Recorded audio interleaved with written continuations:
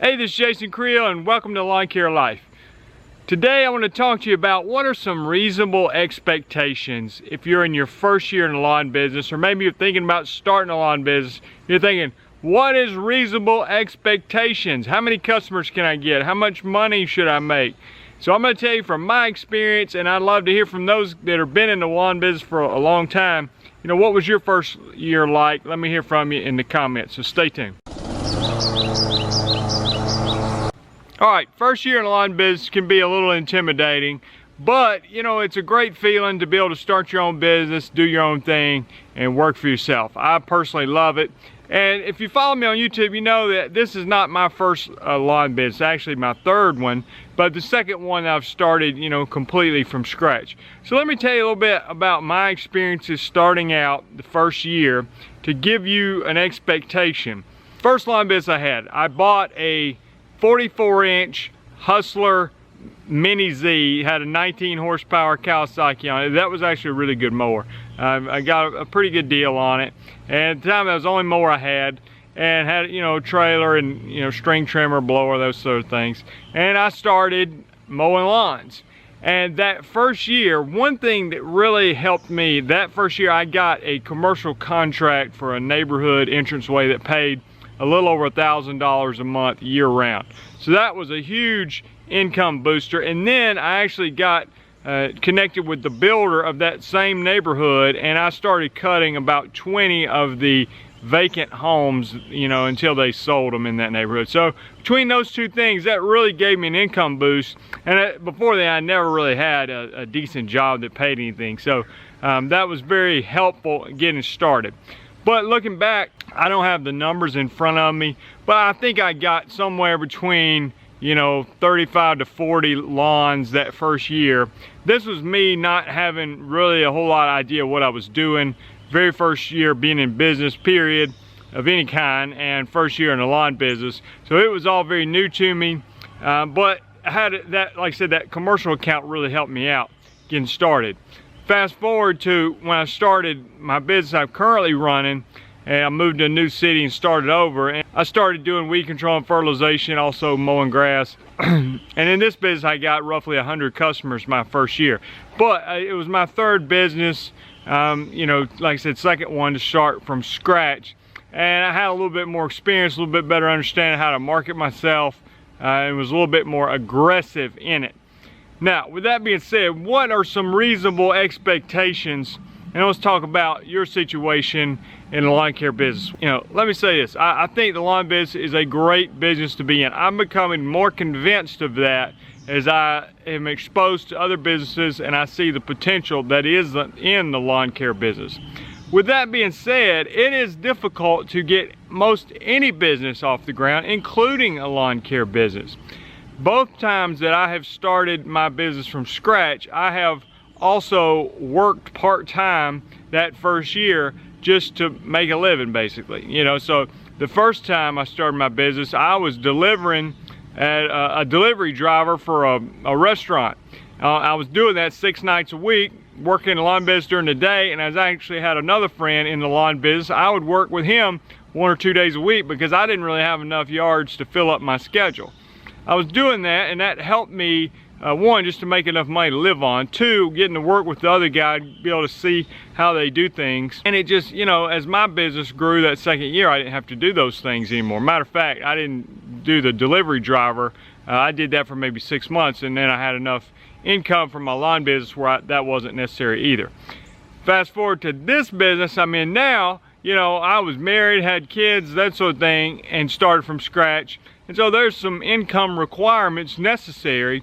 And so I did the same thing. I was working occasionally on the weekends. I was also working with a lawn care company locally here that he paid me $15 an hour. I basically ran a string trimmer for him 1 day a week. You know, like I said, and some people would say, well, why would you work for $15 an hour when you could have been building, you know, doing your own business?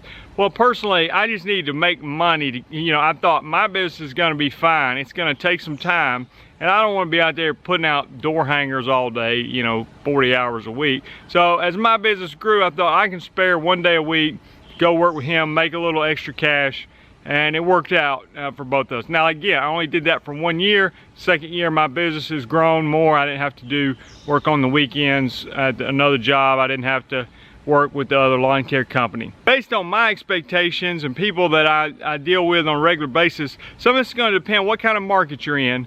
But for me, you know, I think in the reasonable markets that I've been in, the 2 markets that I've started a business in, you know, I think reasonable expectation for somebody that goes out there and starts cutting grass or doing weed control is to get maybe 40 to 50 customers that first year. And some of you that might be a little more than you're going to be able to get. You know, if you're in a smaller area with not as many people, it's going to be difficult to get that many. But I think that is reasonable. You're not going to get rich off of that. You know, maybe you land a big account. You know, you might meet that one guy who says, oh, my first year, you know, I landed all the Walmarts in Arkansas and I made 24 million, you know. But that's the exception. What is more normal is, you know, I got 30, 40 customers and I survived the first year.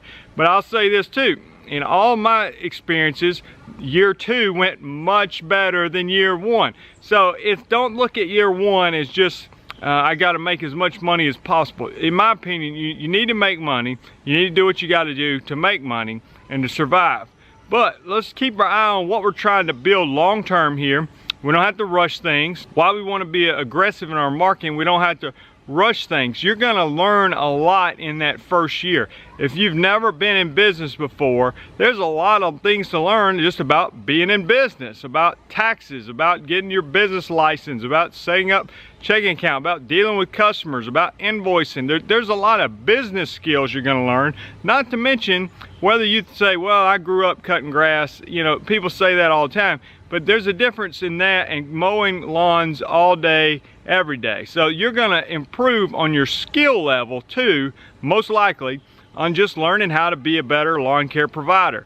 You're going to learn how to get faster, how to get smarter on your route, how to be more efficient as a business. You're going to learn a lot about pricing your lawns and how to, you know, you're going to make some mistakes most likely. Mistakes in both how you take care of a lawn and business mistakes on how you dealt with a situation with a customer, how you price something. You may overbid some stuff, underbid some stuff.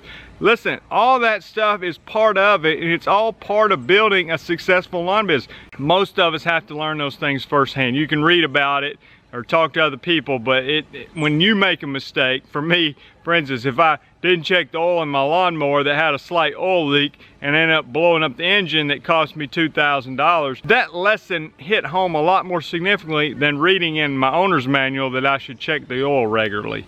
You know what I'm saying? Sometimes you have to learn it the hard way. Quick story to illustrate a point here. Years ago when I was in college, we had some friends and we would play a 3-team wiffle ball tournament, okay? There was 3 team captains, I was not one of them, but whichever 2 team captains lost, okay, so the winning team captain, the other 2 team captains had to eat a 5-pound burrito. That was their consequence for not winning the tournament. Now, being on the team, you know, you felt bad for your team captain if you didn't win, and I did it twice, neither time did my team win, so, but anyway, point is, eating a 5-pound burrito is very intimidating. Jumping into the lawn business, you think, look at all the competition in the lawn business, there's so much to learn, how can I make it, is there enough business for me? It's not eating a 5-pound burrito, I'd say it's eating more like a 2-pound burrito. It's intimidating, but it's doable, okay? And when you get done eating it, you get a t-shirt. You know, maybe you need to trade the t-shirt and get some Pepto-Bismol or something, but the lawn business is intimidating, but you gotta jump in there believing that you can do it, okay? You gotta have some confidence and understand what you're trying to accomplish. Keep your eye on what you're trying to build. Don't panic when things don't go exactly perfect right off. But you know, at the same time, you don't need to be in such a financial bind that if I don't make $100,000 the first year, I'm not gonna make it. You know what I'm saying?